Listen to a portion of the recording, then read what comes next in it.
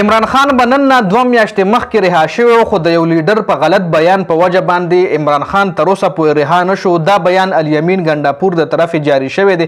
یو سینیر صحافي د دې خبرې دعوه کړې ده چې عمران خان به 2 میاشتې مخکې ولې رها کېدو، خو په څه وجه باندې د هغه رهایي سټاپ کړل شوه. په دې باندې تفصیلا خبره در سره کومه. خو بل د پی ټی آی شاندانه ګلزار یو ډېر زبردست بیان د عمران خان حوالې سره جاری کړی دی. که چېرې عمران خان د جیل نه راوځي نو به چا نه خپل انتقام نه اخلي، چا نه بدله نه اخلي. په هغې باندې هم تفصیلا خبره کوو. بل د پی ټی آی یو خپل رهنما دی چې هغه په ثوابۍ په جلسه باندې تنقید کړی دی، طنز یې پې کړی په کومو خبرو باندې، هغه در سره هم په دې ویډیو کې شریکوم.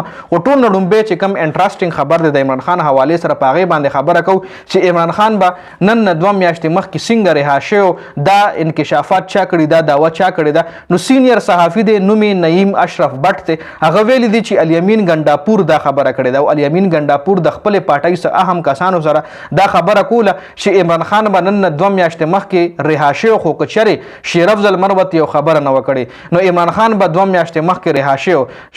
شیر افضل مروت په وجه باندې د عمران خان رهایي ودرولې شوه. چې تاسو له دې یاد شي چې شیر افضل مروت ویلي و چې رجیم چینج اپریشن کې سعودي عرب هم شامل دی. هغه ټایم کې د سعودي عرب چې کوم باچا و هغه هم پاکستان ته د دورې خبرې وې چې پاکستان ته را روان دی.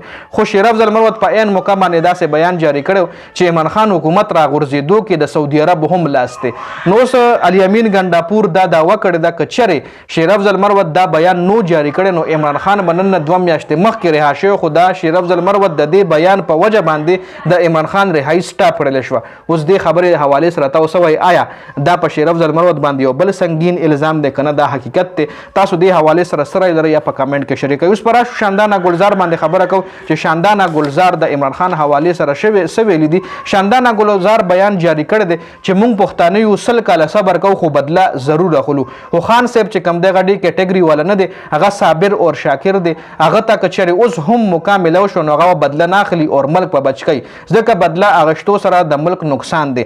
بل 9 مۍ واقعیت حوالې سره شاندانه ګلزار ویلي دي چې 9 مۍ مکمل مطلب چې 9 مۍ څومره هم خبرې کېږي نو د هغې مکمل ثبوتونه موږ سره شته دی چې 9 مۍ د چا په خوله اور چا کړې ده.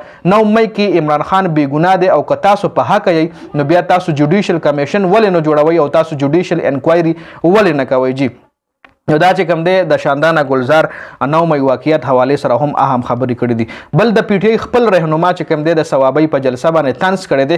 شهزاد اکبر ویلي دي چې زما اطلاعات مطابق ثوابۍ جلسې ته کې پی کې نه زیات خلک د پنجاب تلي وو. مطلب دومره خلک په ثوابۍ جلسه کې د کې پی کې نو څومره چې پکې د پنجاب او دا ډېره ښه خبره ده ځکه پنجاب خلک غواړي چې احتجاج وسي او جلسې وشي.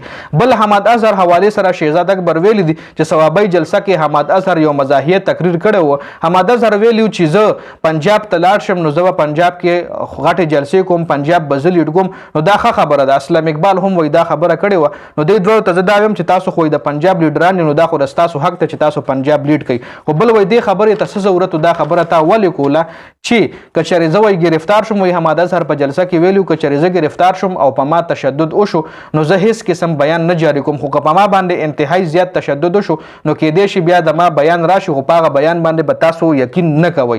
نو دې ځای کې ولا شهزاد اکبر مزاحیه خبره ځکه ویلې ده چې دا خبرې ته ولې کې، مطلب دا خو ته په خپله وی چې که چېرې زه ګرفتار شم په ما باندې تشدد وشو نو کېدای شي زه د عمران خان خلاف بیان جاري کړم. دا خو ته خپله خلکو له خوله کې ورکې. نو دا اهم خبرې وې، دا اهم غټ اپډیټس په دې ویډیو کې. د ویډیو کتلو زیاته مننه جی، والسلام.